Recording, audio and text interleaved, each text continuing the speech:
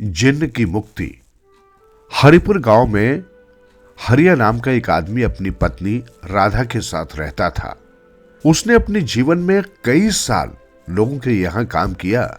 उसने हर महीने अपनी तनख्वाह से थोड़े थोड़े पैसे बचाकर एक रकम जोड़ी ताकि वो उन पैसों से एक छोटा सा खेत का टुकड़ा खरीद सके, जिससे उसे और अधिक समय दूसरों के यहां काम न करना पड़े और वो खेत में फसल उगाकर अपनी जीविका चला सके।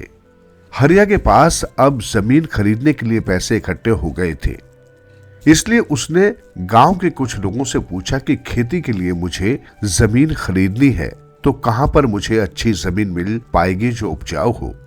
सभी ने उसे खरीदने के लिए अलग अलग जमीन बताई, लेकिन तभी भीड़ के बीच से एक आदमी निकल कर आया और उसने कहा कि तुम्हें खेती के लिए जमीन चाहिए तो मैं तुम्हें 1/4 भाव में जमीन दे दूंगा। मेरे पास खेती के लिए बहुत सारी जमीन है, तुम वो सारी जमीन रख लेना। उस आदमी की बात सुनकर हरिया बड़ा हैरान हुआ कि भला इतनी कम रकम में वो व्यक्ति मुझे अपनी सारी जमीन कैसे देने को तैयार हो गया। हरिया ने उससे ये सवाल किया तो वो व्यक्ति बोला कि मेरी कोई संतान नहीं है और मुझे इस जीवन में जितना धन कमाना था वो मैं कमा चुका हूं, इसलिए मुझे अधिक धन की लालसा नहीं। मेरी वो जमीन किसी गरीब के काम आ जाए तो मैं बस यही चाहता हूं। हरिया उसकी बात सुनकर संतुष्ट हो गया और उसने उसे पैसे देकर जमीन को खरीद लिया। अगले दिन हरिया खेत में मिट्टी को खोदने के लिए गया ताकि वो उसमें बीज लगा सके। वो खेत पर पहुंचकर अपना काम करने लगा। काम करते करते उसे भूख लगी तो उसने अपने घर से लाई हुई खाने की पोटली को खोला। पोटली के अंदर 4 रोटियां और 4 अचार की फाके थी। हरिया ने एक रोटी और एक अचार की फाक उठाई और खाने लगा, लेकिन जैसे ही वो दूसरी रोटी उठाने गया तो उसने देखा कि पोटली में आखिरी रोटी बची है। लेकिन जब उसने पहली रोटी उठाई थी तो पोटली के अंदर 3 रोटियां और बची थी। ये सोच सोचकर वो आश्चर्य में पड़ गया कि आखिर रोटियां गई तो गई कहां। उसने कुछ देर सोचा, लेकिन फिर उसे लगा कि शायद उसका वहम है। वो काम कर करके थक गया है तो शायद उसे कोई भ्रम हुआ है। वो इस बात को भूलकर खेत के किनारे एक पेड़ के नीचे अपना गमछा बिछाकर आराम करने के लिए लेट गया। जैसे ही उसकी आंख लगी तो उसे वहां पर किसी के खर्राटों की आवाज सुनाई दी। वो अचानक हड़बड़ाकर उठा और उसने अपने आसपास देखा तो वहां पर कोई नहीं था। वो खुद से बोला, लगता है आज मैं कुछ ज्यादा ही थक गया हूं, बाकी का काम मैं कल आकर करूंगा, अभी घर चलता हूं। वो अपनी पोटली उठाकर घर को चल दिया। वो थका हुआ था, इसलिए पहले उसने नदी पर जाकर स्नान किया। उसने जैसे ही नदी के अंदर डुबकी लगाई तो उसे लगा कि उसके साथ किसी और ने भी अंदर डुबकी लगाई है। उसने पानी के अंदर एक नीली सी परछाई देखी तो वो जल्दी से डर कर ऊपर आ गया और जल्दी से नदी से निकला और अपने घर की तरफ भाग गया। उसे अपने पीछे पीछे किसी के भागने की आवाज आ रही थी, लेकिन उसने डर के मारे पीछे मुड़कर नहीं देखा और अपने घर को आ गया। थोड़ी देर बाद साँझ हो गई और अंधेरा हो गया तो उसने अपने घर में लालटेन जलाई और उसकी पत्नी राधा लालटेन की रोशनी में उसके लिए चूल्हे पर गर्मा गर्म रोटियां सेकने लगी। वो रोटियां खाने के लिए बैठा। राधा ने उसकी थाली में 2 रोटियां परोसी। उसने एक रोटी खाई और जब वो दूसरी रोटी उठाने गया तो थाली में दूसरी रोटी ही नहीं थी। वो फिर आश्चर्य में पड़ गया, लेकिन इस बार उसने राधा से पूछा, तुमने मेरी थाली में कितनी रोटियां रखी थी? तो राधा ने कहा, मैं तो अभी 2 रोटियां रखी थी, बाकी अभी गर्मा गर्म सेक कर आपको देती हूं। राधा ने उसकी थाली में 2 और रोटियां रखी तो उसने उसमें से भी 1 रोटी गायब पाई। इस बार हरिया बहुत डर गया और खाना बीच में छोड़कर ही सोने के लिए चला गया। ये देखकर उसकी पत्नी ने पूछा कि क्या हुआ, आज खाना अच्छा नहीं बना क्या, जो खाना बीच में छोड़कर चले गए? हरिया ने कहा कि नहीं नहीं, आज मुझे ज्यादा भूख नहीं थी तो 2 रोटी मैंने खा ली। उसकी पत्नी ने कहा, 2 रोटी? लेकिन मैंने तो आपको 4 रोटी दी थी और हर रात को आप 6 रोटी खाते हो। हरिया ने बोला, तुम क्या गिनती रही हो, आओ और चुपचाप सो जाओ। दोनों अपनी अपनी खाट पर जाकर सो गए। आधी रात हुई तो घर में खटपट की आवाज सुनाई दी। राधा को लगा कि घर में बिल्ली घुस आई है।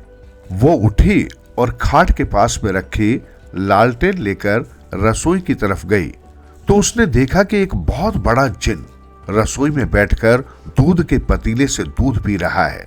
उसे देखकर वो बुरी तरह डर गई और जोर से चिल्लाई तो जिन उसे देखकर घर की दीवार से आर पार होकर भाग गया। राधा के चिल्लाने की आवाज से हरिया की नींद टूटी और वो भागकर रसोई की तरफ आया तो देखा कि राधा बेहोश हो चुकी है। वो राधा को उठाकर भीतर खाट पर लेकर गया और उसके चेहरे पर पानी छिड़का। राधा को होश आया तो उसने राधा से पूछा कि तुम क्यों चिल्लाई थी और तुम बेहोश कैसे हो गई थी? तुमने कहीं कोई बुरा सपना तो नहीं देख लिया था? तो राधा ने उसे सारी बात बताई तो हरिया बोला, ऐसा मुझे भी लग रहा है कि जब से मैं खेत में गया हूं तब से हर घड़ी मेरे साथ कोई रह रहा है। कोई थाली में से उठाकर मेरा खाना भी खा रहा है। अब पता चला कि वो एक जिन्न है, लेकिन वो हमें परेशान क्यों कर रहा है, इसका तो मुझे पता लगाना होगा और उसका हमारे पास आने का मकसद क्या है ये भी मुझे जानना होगा। तो राधा ने कहा, जरूर जिस आदमी ने आपको अपने खेत की जमीन बेची है उसे इस बारे में पता होगा, क्योंकि जब से आपने उससे जमीन खरीदी है तभी से हमारे साथ ऐसा हो रहा है। हरिया ने राधा की बात पर गौर किया और अगले दिन सुबह होते ही वो उस व्यक्ति के घर गया जिसने उसे अपनी खेत की जमीन बेची थी।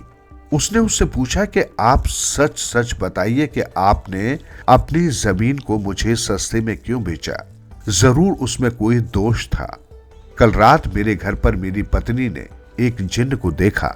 आप उसके बारे में क्या जानते हैं मुझे बताइए और मैं कैसे उससे छुटकारा पा सकता हूं, मुझे इसका भी उपाय बताइए। तो वो व्यक्ति बोला कि अगर मुझे उसका उपाय पता होता तो मैं वो जमीन तुम्हें क्यों बेचता? उससे छुटकारा पाने का मेरे पास कोई रास्ता नहीं है। इस जमीन के पहले मालिक ने भी मुझे इसलिए ये जमीन बेची थी ताकि वो जिन्न से छुटकारा पा सके और मुझे भी उससे छुटकारा चाहिए था, तो मैंने वो जमीन तुम्हें बेच दी। वो जिन्न तुम्हें परेशान नहीं करेगा।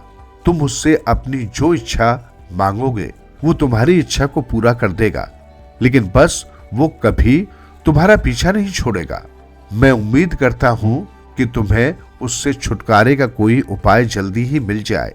हरिया को उस व्यक्ति पर बहुत गुस्सा आया। उसने उससे कहा कि तुमने मेरे साथ छल किया है। अपना पीछा छुड़वाने के लिए तुमने मुझे उस जिन्न के चंगुल में फंसा दिया है। उस व्यक्ति ने हरिया से माफी मांगी और हरिया निराश होकर वापस अपने घर आ गया। उसने घर आकर अपनी पत्नी को पूरी बात बताई तो उसकी पत्नी राधा बोली कि जिस तरह उन्होंने आपको जमीन बेचकर उस जिन्न को हमारे ऊपर टाल दिया है, तो क्यों ना हम भी इस जमीन को किसी और को बेचकर इस बला को किसी और पर डाल दे। कम से कम हमें तो इससे छुटकारा मिल जाएगा। तो हरिया ने कहा, नहीं राधा, पहली बात तो वो कोई बला नहीं है क्योंकि उसने हमें कोई नुकसान नहीं पहुंचाया, और दूसरी बात यह कि मैं किसी से झूठ बोलकर उसे ये जमीन नहीं बेचना चाहता। मैं इसका कोई निवारण ही ढूंढना चाहता हूं। तो उसकी पत्नी ने कहा, ठीक है, यदि आपको ऐसा ही करना है तो जब तक आपको उसका निवारण नहीं मिल जाता तब तक उससे कुछ न कुछ मांगते रहिए।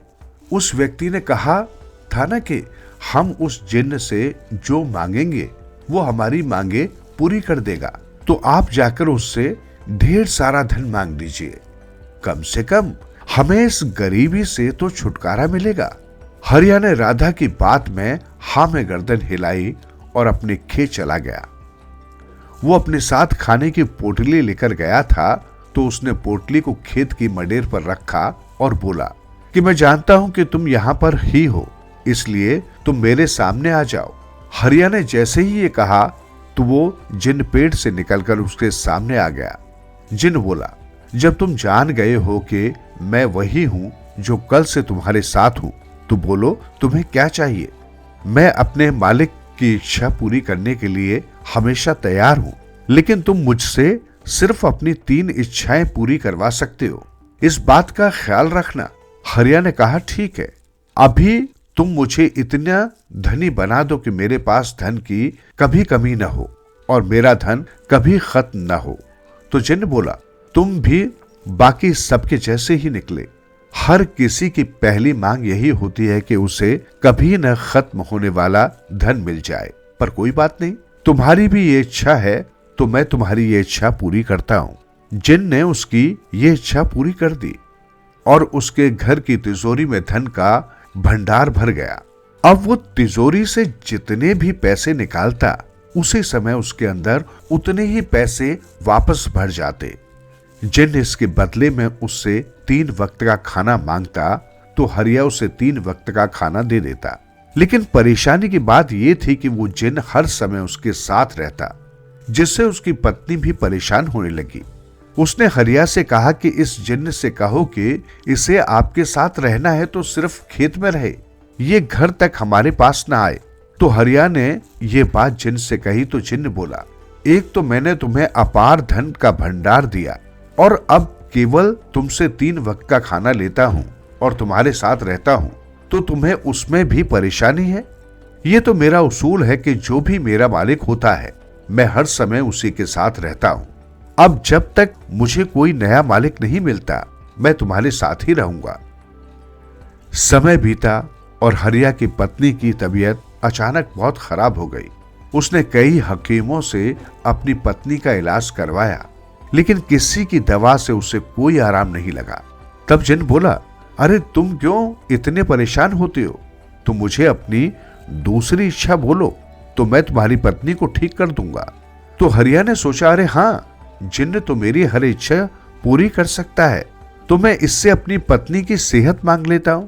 हरिया ने जिन से बोला, यदि तुम मेरी पत्नी को ठीक कर सकते हो तो उसे आजीवन एक निरोगी काया दे दो कि जब तक वो जीवित रहे उसे कोई भी बीमारी ना हो और वो खुशी खुशी अपनी जिंदगी को जी सके। जिन ने उसकी इस इच्छा को भी पूरा कर दिया। अब हरिया के पास उसकी एक आखिरी इच्छा बची थी जिसे जिन पूरी कर सकता था। जिन हर रोज उससे पूछता कि तुम्हारे पास तुम्हारी एक आखिरी इच्छा बची है, अगर तुम चाहो तो मैं तुम्हें दुनिया का सबसे शक्तिशाली इंसान बना दूं जिससे हर कोई डरे। तो हरिया ने कहा, मैं भला ऐसा क्यों चाहूंगा कि कोई मुझसे डरे? मैं अपने जीवन से खुश हूं, मुझे अभी और कुछ नहीं चाहिए। तो जिन्न बोला कि आज तक मेरे जितने भी मालिक रहे हैं उन्होंने तो पहले दिन ही मुझसे अपनी सारी इच्छाएं पूरी करवा ली थी, लेकिन तुम हो के मुझसे इतना सोच सोच कर कुछ मांगते हो। तो हरिया बोला, मैं तुमसे वही तो मांगूंगा जिसकी मुझे जरूरत होगी। अच्छा ये बातें छोड़ो, तुम मुझे ये बताओ कि अगर तुम्हें कोई ऐसा अवसर देता कि यदि तुम्हें किसी से कोई इच्छा पूरी करवाने का अवसर मिलता तो तुम उससे क्या मांगते? तो जिन्न बोला, मुझे और किसी चीज की तो आवश्यकता नहीं, परंतु यदि ऐसा होता तो मैं स्वयं की मुक्ति मांगता, क्योंकि मैं जन्मों जन्मों से इसी तरह भटक रहा हूं। मैं कई हजार वर्षों से अपने लोक में नहीं जा पाया।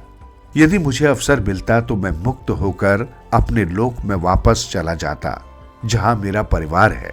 ये सुनकर हरिया भावुक हो गया। हरिया ने कहा कि जीवन में मेरी बस 2 इच्छाएं थी कि मेरी पत्नी निरोगी रहे और मुझे जीवन में कभी धन की कमी न हो, क्योंकि धन की कमी के कारण व्यक्ति बहुत मजबूर हो जाता है, जिस कारण उसे बहुत से समझौते करने पड़ते हैं।